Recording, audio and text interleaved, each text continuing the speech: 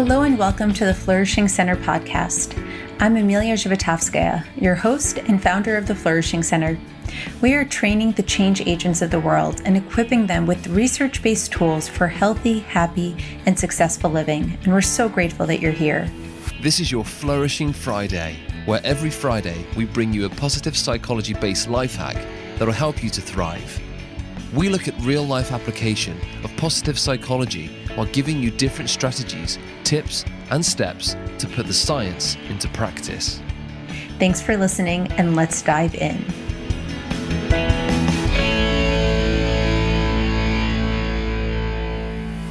Hello, everybody. Welcome. And today I want to talk about a concept that was brought to my attention at a recent workshop I was giving for a group of educators that work with teenagers. And they referenced something called snowplow parenting. Now, I had heard of helicopter parenting, but apparently I was a little bit behind the times because now not only is there helicopter parenting, there are snowplow parents. Snowplow parents are parents that so much want their children to not need to struggle that they snowplow the way for them. They also have some synonyms such as bulldozer parents or lawnmower parents. And these are the parents that are willing to drop everything to fulfill their child's wants and demands, no matter how small. And we know that parents want to do the best they can by their children. However, everything we know in positive psychology says that this is not the best approach to helping them in the long term. In the short term, we know that this may help the child feel a little bit better, a little bit relieved. They're able to get the things done that they want to get done, or they want their parents' help, they get their parents' help. We want people to have a hearty sense of something called self-efficacy. Self-efficacy is a term that's used to describe a person's belief in themselves that they can handle the obstacles they are facing given their strengths and their skills. And if children aren't given the opportunity to tackle the obstacles that they face, they don't learn how strong they are. They don't have an opportunity to have the incremental building of their strengths, of their resilience. And so we know that we want children to have things that they work through. The key is not that we want children to struggle. We actually want children to struggle well. We actually want them to learn the skills of resilience to help them struggle in a way that is life-enhancing, that helps them become stronger so that they can feel stronger over time. While these bulldozer parents might be helping the children feel better in the short term, we know that in the long term, what will really help them is being able to make those changes happen on their own.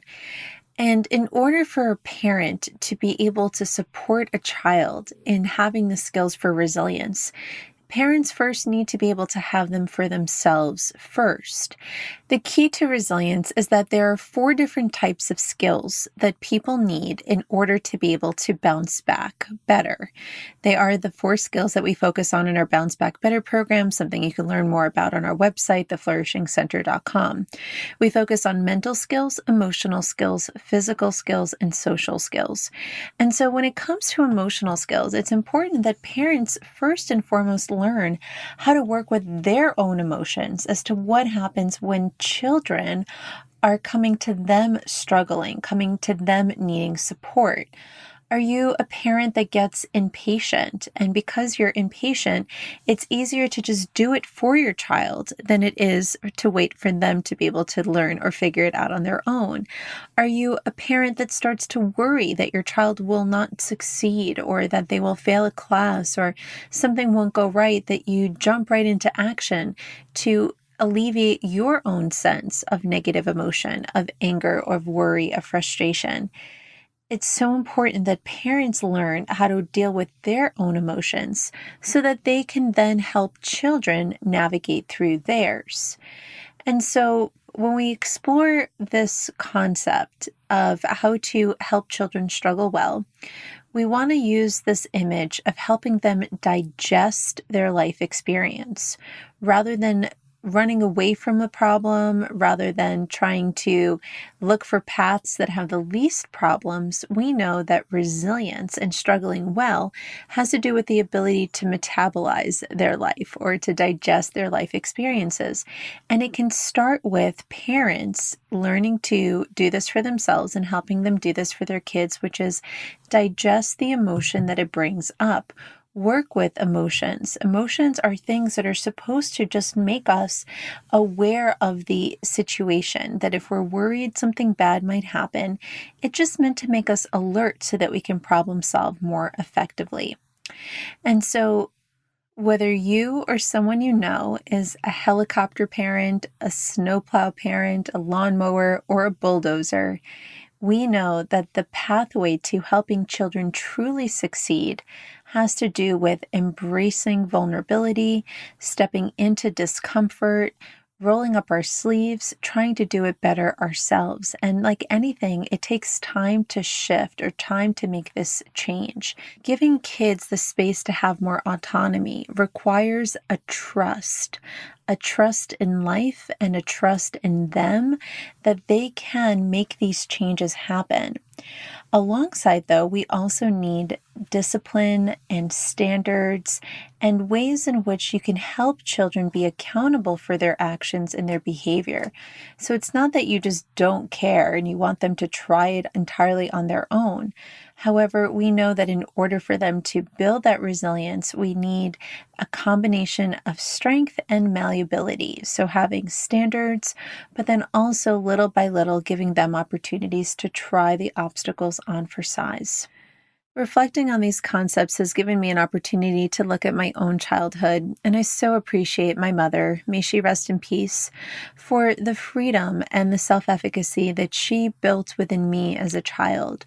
And I remember a member of my family, an aunt whose name will remain unmentioned, coming over to our house once with my two younger cousins who were a few years younger than me. And one of the things my mom used to always let me do was I would be responsible, and sometimes it was my chore, and sometimes I didn't want to, and I kind of complained about it, but it was my job and responsibility to help prepare the table for our guests and help my mother prepare the food. And I have fond memories of some of my favorite things to do. Now, I come from a Russian family, so cold cuts and meat platters are often a big staple in big Russian family dinners. And I used to take great pride in being able to roll up the salami into different shapes or the cheeses into little tubes. And I would help my mother in preparation for dinner. And when given the opportunity, I would also help chop vegetables and help her prepare the food. And I remember my aunt coming over a few hours early with my cousins once, and my mom wanted my cousins to help out. And my aunt at the time was appalled that my mother would let her kids use a knife. And my mother said, well, they're old enough to. Why wouldn't they be able to do this? And I recall that my aunt was definitely a bulldozer parent, even back then, something that I see my cousins struggle with a little bit as they are older adults now, that she did not trust that they would be able to do this, that they would have the means to be able to help out. And so she wanted to help them and make sure that they were doing it well or that they were going to not hurt themselves. Whereas my mother trusted. She trusted in me that I would be focused enough when operating a knife, that I could help out, and that if something bad were to happen, that we would handle it as a family, that the benefit of trying and not getting it right outweighed the potential danger or cost of messing it up.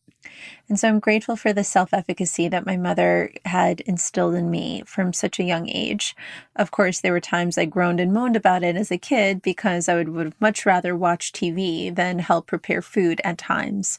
But now I look back at those moments as some of my fondest moments as a child with my mom, moments that I know I'll never be able to get back, but they make me smile that I was given this opportunity to build my muscles and to build my strength. And that is what it takes when it comes to building a sense of resilience, is we need to do small things and be able to test ourselves in small scenarios that might be challenging, and then translate those smaller obstacles into larger obstacles over time. That is how we build self-efficacy.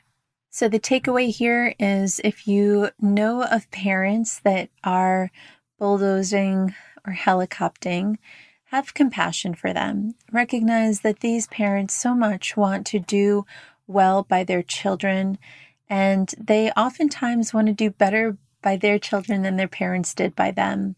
Oftentimes, they're parents that don't know how to deal with their own negative emotions, and hence they want to help their children as much as possible avoid their experience of negative emotions. But knowing this, we can all work together to help children learn these essential resilience skills and help everybody flourish. Thanks for listening. This episode is brought to you by the Positive Education Certification Program. We're calling all school teachers, grades K through 12, to learn how to teach skills for happiness, resilience, and academic tenacity to children. Empowered teachers build thriving students. Learn more about our comprehensive model at positiveeducator.org. Thanks for listening. I hope you've enjoyed this podcast. I want to encourage you to tell us, what would you love to hear more about? Is there an area of positive psychology you'd love to get some more information on in terms of the research? Give us a shout out at info@theflourishingcenter.com. Thank you so much for listening, and I wish you a wonderful, flourishing day.